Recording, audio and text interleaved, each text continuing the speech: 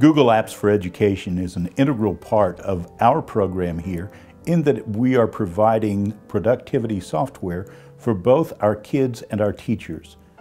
Our students are able to develop a digital locker, and in that digital locker they keep portfolios of their work from the time they're a third grader through the time that they graduate from Tullahoma High School. We're excited about that as a real measure of progress of the quality of work that our kids do. Additionally, we're able to use the Google productivity software to make curation and creation of content a much more viable act on the part of our teachers, and it certainly serves our community and our schools well. I love Google Sites. Google Sites is a place where all of my students are able to go and find all of their assignments hidden away in one central location. I like to call it the hub, the central command, if you will. We have all of our Google Docs, Google presentations, any internet site that I use, I embed in my Google site. And my kids know that when they come to my classroom, if they have their Google page up, their language arts web page up, they know that they can find everything in my classroom that they need to be successful. Here in Tullahoma City Schools, we have a criteria for technology use which basically states that the technology cannot get in the way of the development of the artist or of the physical side of playing an instrument. It has to enhance the process.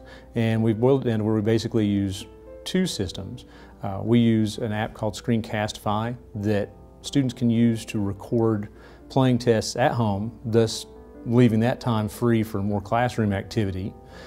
They can turn those tests in via Google Classroom, which acts as an organizational tool for me and a communications tool for them. I have all of that information categorized by class and assignment, so when I need to go back and use it for long-term assessment, it's easily accessible. We also extensively use a website called SiteReadingFactory.com. It randomly generates musical examples so that our students can practice those basic music literacy skills, which are so important to what we do.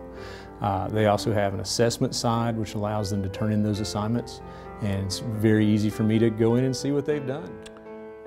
I've discovered that Google Earth and Google Maps is a wonderful tool to use with my ESL students. One of our missions in Tullahoma City Schools is to work with the students holistically, and that includes for us ESL teachers, we're advocates for them, and that's we kind of have to meet their emotional needs sometimes. We get new students very frequently. Sometimes they come in and they feel just fine, but other times they come in and they're very nervous. They don't want to talk really to anybody, and I've found Google Maps and Google Earth to be a great icebreaker.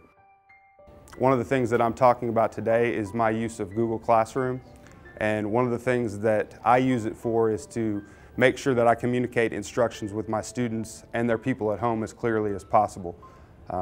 I have given parents passcodes and things like that so they can get involved at home, and that's one of the strong points that I see with Google Classroom, is that I can make it as easy as possible for the students to see when they're here at school, when they're at home, or I can make it as easy as possible for their parents, grandparents, or their people at home that care about their education to see as well.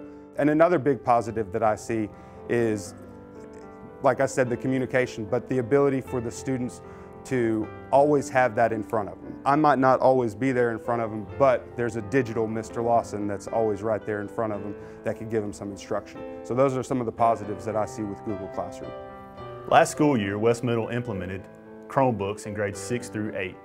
And our main focus in that process was mainly to get devices into the students' and teachers' hands. We also wanted to provide opportunities for students and teachers to learn together.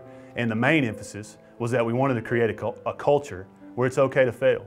And that simply means that students and teachers and principal alike could take risk with the Chromebooks, and if it didn't work, try something else. The great thing about the process was that our teachers, students, and parents were all learning together. And moving forward with this, it's important to understand that it's not the device, but it's the skills that we learn from ongoing PD that allows us to continue on no matter the device, no matter the program. Nothing replaces great teacher instruction that goes on in our schools every day. But this year we have spent some of our professional development time dealing with on how we integrate technology into our classroom and what that looks like for a student at Lee, what that looks like for maybe a student at East Lincoln, Farrah, and Bel Air.